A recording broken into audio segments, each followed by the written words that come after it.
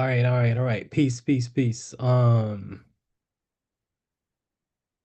So this is me kind of just checking, really getting back into the groove of things, trying to get everything together. Um, because I really need to start coming out again, doing my thing.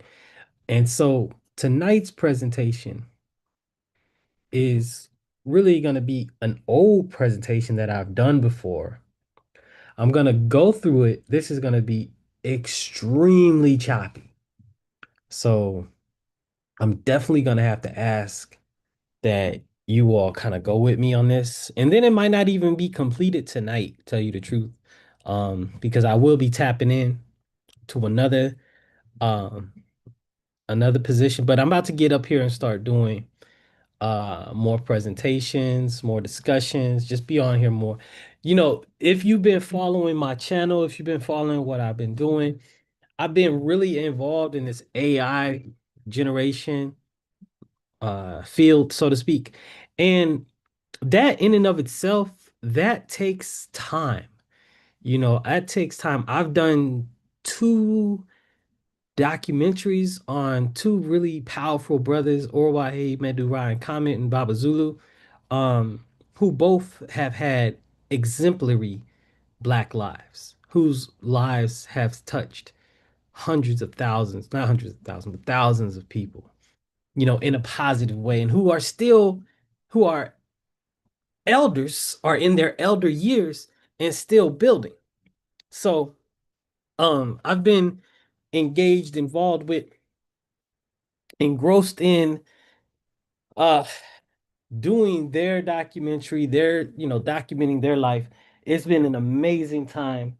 But that's also taken away from me doing other things and actually doing stuff like this, getting online. Because honestly, right now, I would be involved in like creating an aspect of their story. Like that AI generation stuff, it takes up so much time. You got to get there, you got to deal with the prompt, you got to make sure it's correct. Sometimes you got to write stuff in, then you got to generate, then you're sitting there for a while, then you got to generate again, you're sitting for a while, so on and so forth. You're doing this hundreds of times, to produce a documentary that's an hour and a half, almost 2 hours long. Like it just is extremely time consuming, right? Um, but I'm coming up on a time period where I think I've been sitting on information. I've been sitting on things for a while. I'm about to start talking about things. I'm about to come out with that information on this papyrus, this Kemetic papyrus that nobody talks about, that can bring some extra light to Kemetic studies that nobody is really talking about. Very few people know in the entire world. And everybody's gonna, once I start saying what it is, then it's gonna be a big jump on it for a second, and we'll see how long the craze lasts, if people are really interested in really delving into the Kemetic mindset, the light that is going to shine on even some biblical narratives, at least one, um, in its Hellenistic context. So it's just good that I start practicing. I've been silent and quiet for a very long time. And let me just get back to it. So this is a presentation that I got together a long time ago. I put this joint together a minute ago, right? And so even since I've put this together, I've come across new information, right? I have more information related to this information. You know what I'm saying? But I'm just gonna deal with this as it is. uh I'm a I'm gonna go ahead and present it here. Every people who see it, I appreciate you 1 billion%. um and you know and if you see it in the other space where I plan on showing it, it'll be that much better. But definitely know I appreciate the brothers and sisters that come on and watch me. Please hit that like and subscribe. That always helps. um So I'm gonna start the presentation off like this. But the teachings of King Merikare, right? It says, but as concerns the foreigners, let this be said. The vile Asiatic is miserable because the place wherein he is. Shortage of water, lack of trees, and the paths difficult because of the mountains. He has never settled in one place, but plagued by want, he wanders the deserts on foot. He has been fighting ever since the time of Heru, but he neither conquers nor can he be conquered. But he does not announce the day of fighting, but is like a thief whom society has expelled. Right? So this was our ancient African ancestors teaching on the Shashu of Yahweh, the Shashu, the Habaru, um, the Aparu, these people. This is what the ancestors, this is what the Kemetic ancestors said about these people, right? So moving on, when I compiled this presentation, here are the sources that I used. Who is Esau and Edom? Yahweh the Sun, biblical evidence for sun worship. Identity of the 10 lost tribes, the culture of ancient Israel, the council of Yahweh, ancient post-flood history, the origins of the Ephraimite movement, monotheism in Yahweh's appropriation of Baal, the cult of Asherah in ancient Israel, no other gods, only one God, monotheism in ancient Israel, and the veneration of Asherah. So this is the material. Here is the sources that I used in order to construct this presentation, right? Let's move on, right? And here are some other sources. See, I did this so many years ago and I just haven't returned to it. So here are the other sources that I use, right? Now, bear with me, bear with me, bear with me, because this is a long presentation. No doubt, no doubt, no doubt, right? It's just the way it goes. All right. So June 2018, right? The era of King Joseph, king of Upper and Lower Egypt, Neterket, and founder of the third dynasty in the Old Kingdom, the shortage of the Nile flood led to a 7-year famine, leaving Kemet in a state of extreme distress. The king was perplexed as grains were insufficient, seas dried up, and people robbed each other in temples and shrines. Looking for an end to his people's suffering, the king consulted his architect and prime minister, Imhotep, commanding him to dig for a solution in the old sacred text. Obeying the king's order, Imhotep headed to a temple in the ancient city of Ain Shams, Heliopolis, where he discovered that the solution could be found in the city of Yebu in Elephantine, the source of the Nile.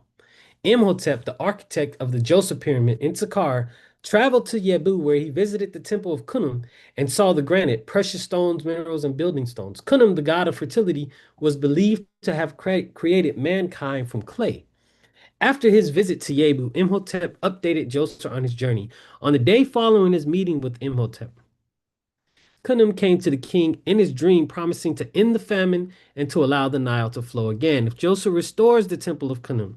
Consequently, Joseph executed Khnum's wishes, allocating the revenue of the area from Elephantine to Khnum Temple. Shortly afterwards, the famine and the people's suffering came to an end. So this is very interesting because we know right off the rip what that sounds like, right? We know that that sounds like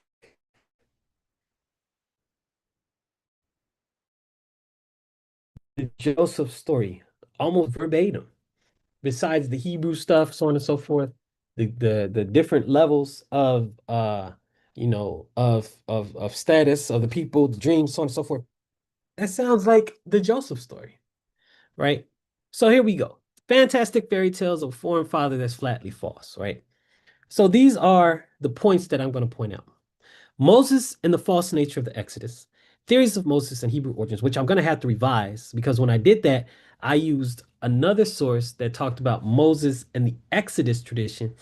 What I am need to incorporate and study before I go on and present this on a larger format is David Rawls information. I'm going to have to tackle David Rawls information because people are using that information to substantiate some claims that I'm going to have to go through and see just by just a cursory glance of his information, shows some missteps in scholarships, but he is doing the exact thing that I am saying others do in this presentation. I do remember this part, and it's that they are trying to rewrite and refit history.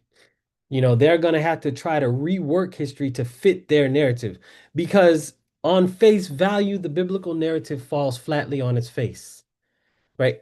Because it's not historical, it's mythological. The biblical narrative is 100% mythological, right? So next I'm going to talk about the importance of the Amanna letters and the wretched of the desert. Then the Israelites are simply Canaanites that chose to be different. That's what we're going to talk about.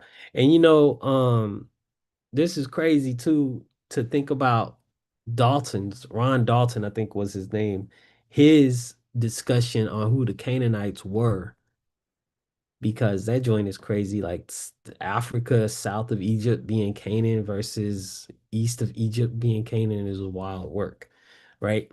But anyway, polytheism and the mother goddess tradition, Egypt, the land and the new home of the Jew, and biblical plagiarism, right? So here we go. Exodus, fantastic fairy tales of a foreign father that's flatly false. In general, no serious archaeologist believes today that the events described in the book of Joshua have any accurate historical basis. Archaeological surveys in the early 90s, in particular, showed that the Israelite culture emerged in the central hills of the country in continuity with the Canaanite culture of the previous period. This comes from Pierre de Mirosije, an archaeologist and director of research at CNRS. I forget what that is. The Center for New Research and Studies.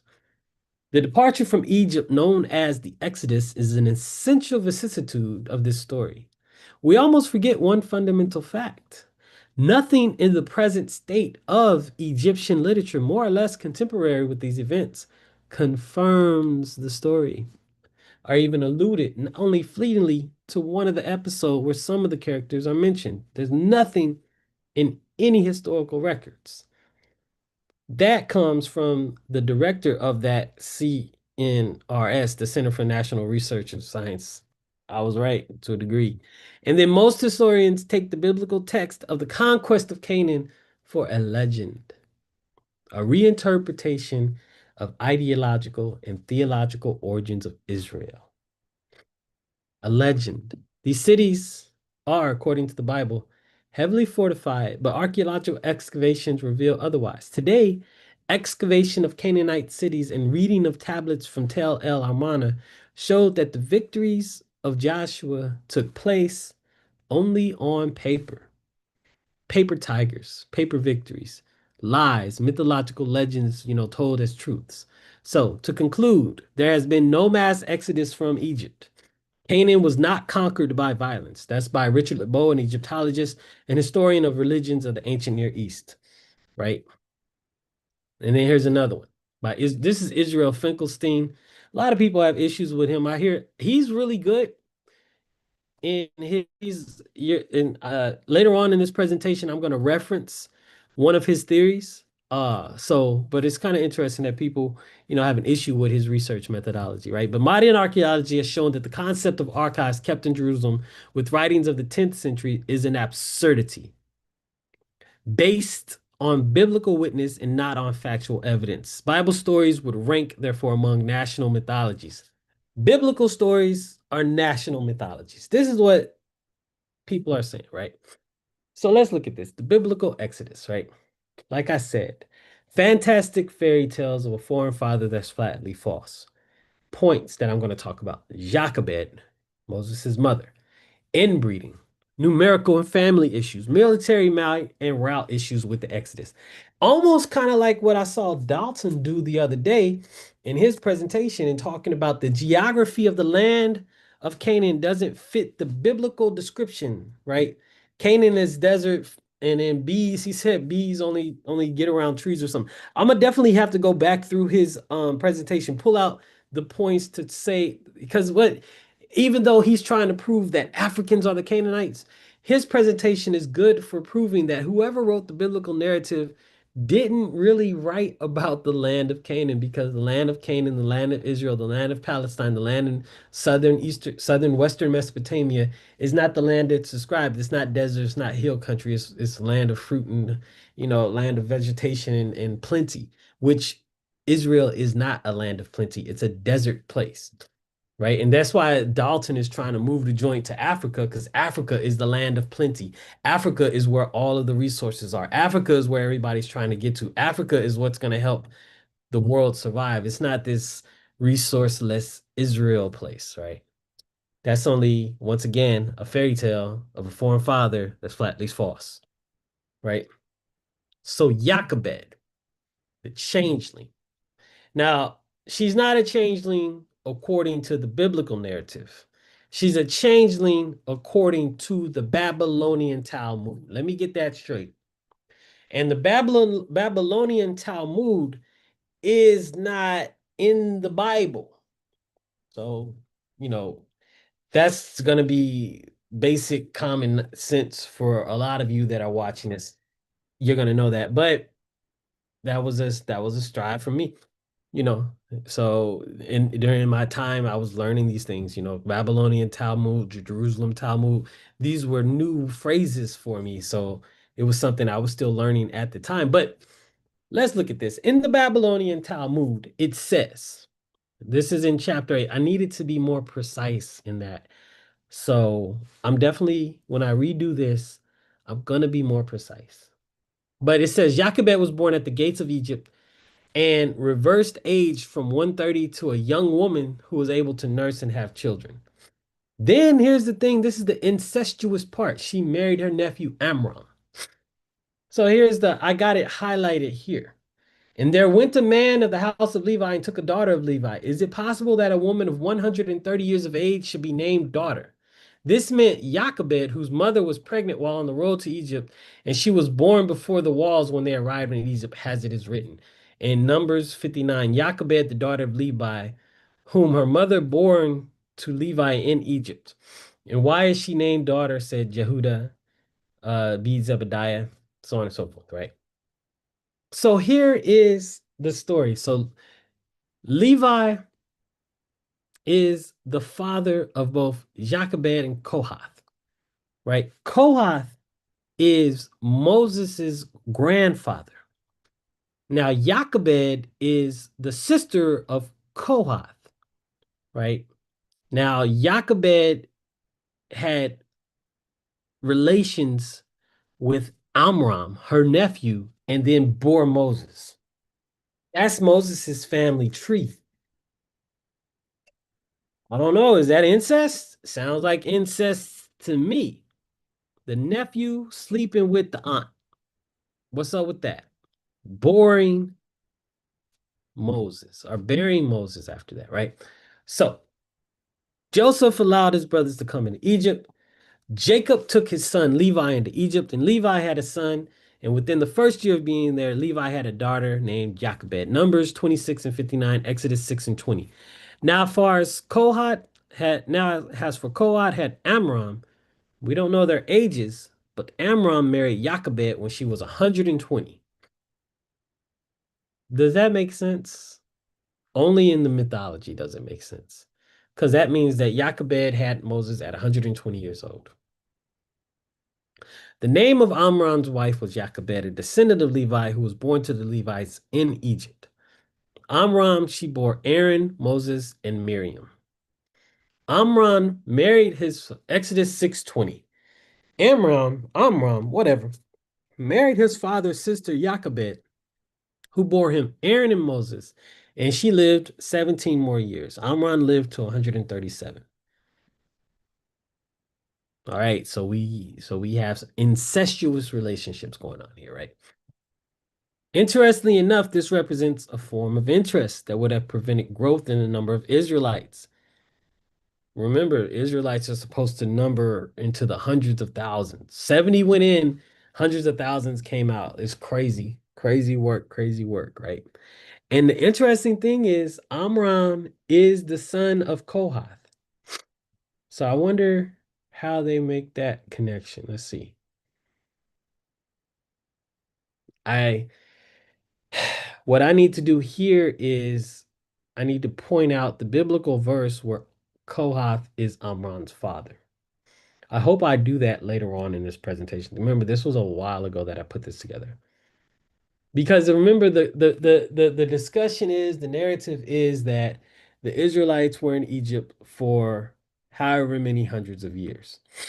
But how could they have been in Egypt if Moses delivers them from Egypt and Levi went into Egypt with Kohath? Kohath had Amram, Amram had Moses. That's only what, one, two, three? Three generations, four generations, Levi, Kohath, Amram, and then Moses, four generations inside of Egypt before liberation.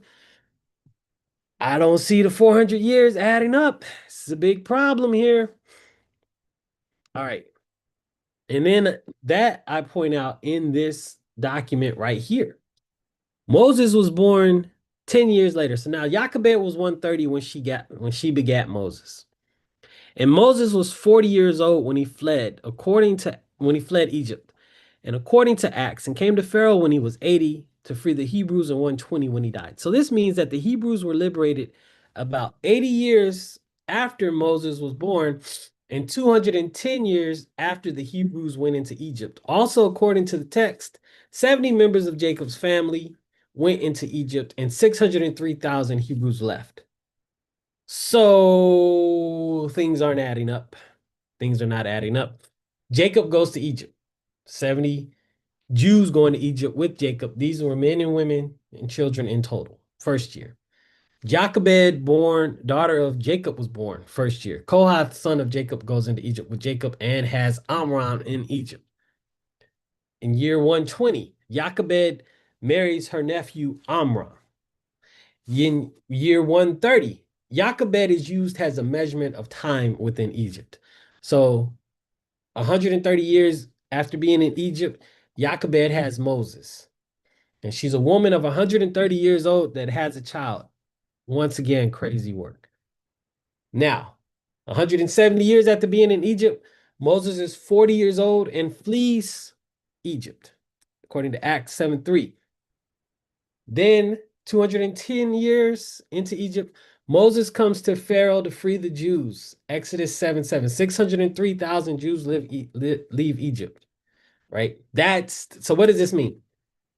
400 years did not pass between the Hebrews coming into Kemet and the birth, conversion, realization, exodus of Moses. According to the biblical text, only 2 to 3 generations had passed between entering and exiting Kemet. Compared now, here's another issue. Over 600,000 men, over 20 to 50 left. So let's be conservative, right? 600,000 men. 1 to 1, let's give them 600,000 women. And although we know traditionally our women 2 to 1, but let's just say 1 to 1, there's in the whole Hebrew faith, there's 600,000 men and then 600,000 women, 1 to 1. And then, right, then you got that's people 20 to 50. Let's just say you have, 300,000 people under 20, right? And then old men and women over 50. Right? These are estimates. My whole 300,000, 200,000 thing, that's just me giving out numbers. So, what does that give us? 1.1 million people, so to speak? I don't know. Yeah, 1.1 million. No, no, no, no, no, no, no. 1.2, 1.7 million. I forgot 600,000 women. So 1.7 million. Right? So compared to other civilizations at the time, such numbers would have made Israel a true superpower, right? And then ancient historians suggested Egypt, and then historians had said Egypt was only a population of between 3 and 4 million people. So Egyptian domination over Israel is hard to explain if the enslaved people nearly outnumbered their masters and can field an army rivaling that of any on earth.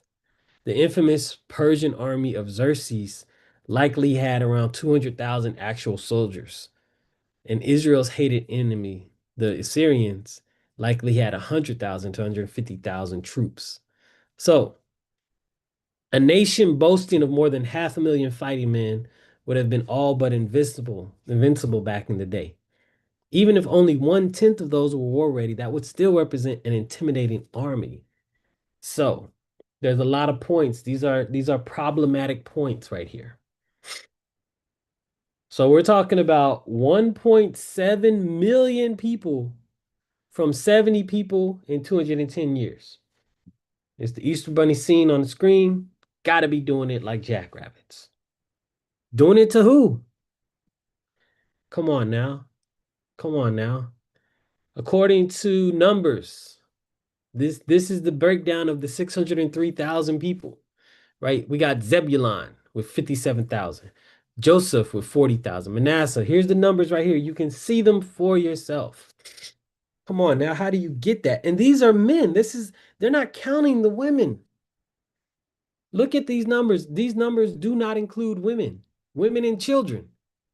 So we know that more than 603,000 people left in the Exodus according to their tradition, right? So, and then see, I needed to give a source for where I got this. This is going to kill me right here. I need to source this up, right? But here is an estimation of what the actual population of Kemet was, right? In the pre-dynastic period, 350,000. Old Kingdom, 1.5 million. Middle Kingdom, 2 million. The New Kingdom, which supposedly might be where the Israelite kind of thing was happening, was 5 million. Late period, 7 million. You know, this is the estimation of the population of Kemet.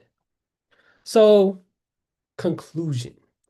This is the worst cow and horse manure ever. The multiplication of 70 people to 1.8 in 210 years is out of this world. And then, when we really go into it, let's say that at the time there may have been only 30 men, including Jacob's 12th son and the grown male offspring. The reason for this because we had to take into account the fact that families went into Egypt and there would have been more women and children than men. So for this number, 70, 30 is a high number for men. Now, those 30 men multiply into 603,000 over 20. It's a fairy tale. It's a fairy tale that's flatly false. Number two, how do we get over almost 2 million? That's conservatively almost 2 million Jews leaving Egypt. Right? Okay. Right. Now, and see, that's just on the low end, right? This is the math that I did on the low end when I was on this joint, right? 603,000 men, over 20. Each one has a wife, so that's 1.2 off the rip. Now, if they only have one other person, father, mother, child, we got 2.4 million people in the Exodus.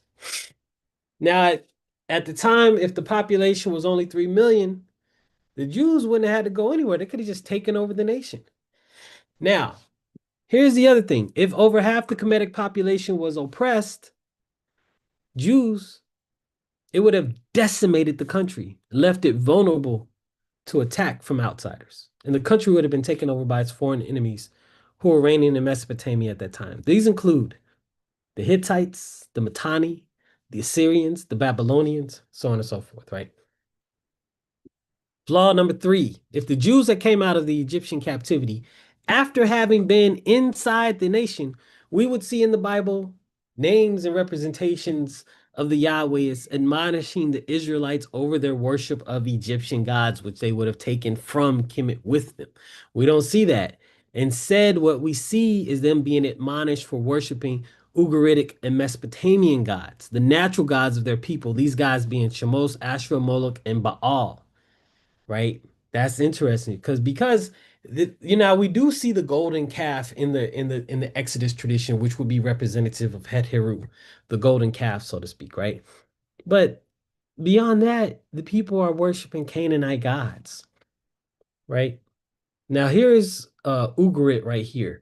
And I bring this up to show you the geography. I bring this map up to show you the geography of the ancient days, so to speak, right? Ugarit and Ebla is really just where Israel is right north of Israel, where the Amuru is at. All this is the map. This is the map. We're gonna explore the map further later on. I do remember this, right? Oh, I needed to take that off. Dang, dang. All right, I was trying not to have the curse words up there. So I definitely will do that again, right? So look at the route, right? Here is Pi Ramses guessing the route of Moses. Let's look at the route of Moses, right? So why why they I mean, why are they trying to say they crossed the Red Sea when it would have been easier just to go here to go into Canaan, like this wild work? We're gonna look at the routes a little bit better a little later on, right? Now, let's look that I have to do better on this part because I do remember this. So before I get up and do this, I'm gonna redo this part to be more explicit in its presentation, right? So this is Akhenaten as Moses by Ahmed Asma. So who was Akhenaten and what did he do? Right? Moses, Hebrew Israelite origin, Moses and Akhenaten. Akhenaten attend in the Sundays. Yahweh represented as the sun in earlier Mesopotamian motifs. Akhenaten was a pharaoh of the 18th dynasty. This is me. This is me. This is me. His role and importance in Kemetic history is debated. Some call him a great philosopher, others call him a traitor to the Kemetic nation. One thing is for sure, he is credited with being the world's first monotheist. In his religion, he promoted a small divinity in the pantheon, the Aten, or disk of the sun, to supremacy over all the deities of Kemet. Akhenaten went on to campaign and erase the other deities, right? He did his best to demolish the temples of Amen, a major deity and patron of the ruling family. The rulers before him carried the name Amen. Amen the first, second, third, and while he was the fourth, that was until he decided to enact his plan of destabilization and decentralization of the Kemetic government. So really, to me, Akhenaten is a traitor. That's how I see him. Other people might do other things, but I see him as a traitor, right? So, all right. So his family was the family that took Kemet back from the Hyksos invaders. Then they went on to campaign to expand the Kemetic Empire into the Levant to make sure that the people of the surrounding countries could not attack again, right? That was almost like an initiation of the 18th dynasty rulers, is to go into the Levant, conquer these cats to suppress them, right? So this is the route that the Egyptian Empire went in conquering the Levant, right? So notice that this is where well, I guess Mount Sinai would be further down here. So I'm not gonna embellish. I'm just gonna move on. So what's the theory that Moses and Akhenaten, right? This is Ahmed Asman's theory. Abraham and Sarai. Tutmosis III married Sarah. This is what Ahmed Asman says. And had sex, and then gave Sarah back to Abraham. Oh, this is when Abraham was pimping Sarah out, right? Oh, I gotta write that down. Hold on a second. Hold on. I gotta write that down.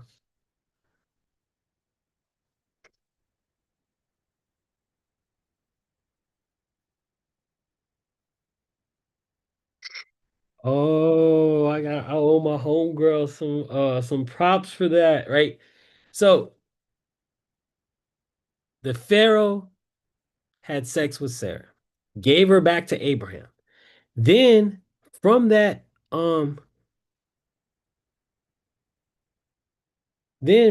union, a child was born. That child was Isaac. Thus, it was making Isaac the unofficial pharaoh of Kemet. When Isaac, the illegitimate pharaoh of Egypt, died, he was going to pass his birthright to Esau, who sold it to Jacob, who passed it to his son Joseph. Tutmosis IV appointed Joseph, Yuya, as advisor and invited Joseph's whole family into Kemet. Joseph and his family continued to serve Amenhotep III, who married their daughter T. All of T's children served on the throne until Horemheb.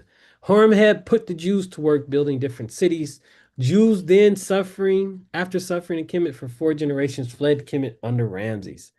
Oh, interesting. I have a better understanding after revisiting this after a few years. Yeah, I'm definitely doing this over. Boom. I get it. I get it. I get it. All right. So it may be helpful at this point to show how this chronology accords with that arrived at through a different approach. In the book Stranger in the Valley of the Kings, which sought to establish that Joseph the patriarch was the same person as Yuya the vizier, there, the person argues that Joseph arrived in Egypt as a slave during the reign of Amenhotep II, and after his spell of service in the household of Potiphar, captain of the Pharaoh's guard, followed by his imprisonment on a false charge of adultery, was eventually released and appointed vizier by Tutmosis IV, who was a dreamer like Joseph himself. Remember, I don't know if you remember this, but Tutmosis dreamed that he Tutmosis went to sleep by the Sphinx. The Sphinx gave him a dream that if he clears the sand away from the body, away from the Sphinx's body, the Sphinx will bless Tutmosis. And that's what Tutmosis did and had a glorious reign as a result. That's the story, right? But once in office, he brought the tribe of Israel down from Canaan to join him in Egypt, where they settled at Goshen in the eastern delta. Let's see. Wives. All right. Nefertari, wife of Tutmosis. Ayeret, Wajet, sister and wife of Tutmosis. Uh, Tenetipihu is known from a Shapti, a funerary statuary stone. Mutumwia, who was a minor wife of Tutmosis. She was also the mother of the Tutmosis' heir, Amenhotep III, and became more prominent during the reign of her son. She was buried at the Mutumwia is pretty important. She was buried at Thebes. This is the god's wife, the Hemet Neter. This was the great king's wife, Hemet Nesut Weret, lady of the two lions, Nebet Tawi, great king's wife, so on and so forth. Then there was Henutempet, who was a daughter of Oratama, king of Mitanni, right? These were the wives of Tutmosis, right? Now, Moses and Akhenaten, timeline to push the Jewish narrative, right? Analyzing this timeline, we can see the first flaw. According to the biblical text itself, the Jews were only in Egypt for 210 years. For the first table, which says the length of the sojourn was 430 years, is off in that respect, right? So this is the table that I'm talking about here when I say the first table. Hold on one second.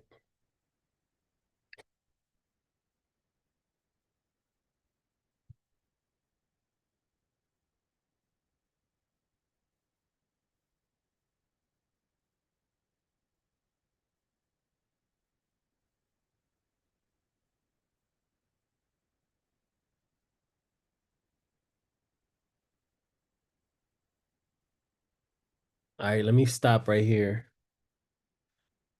If you tuned in, thank you. Appreciate you. Like and subscribe. Let's get my likes up, my subscriptions up. I'm gonna be on a lot more. I'm gonna do this again, make my corrections, go through it again and again and again, do it until it's ready, and then go ahead and do it.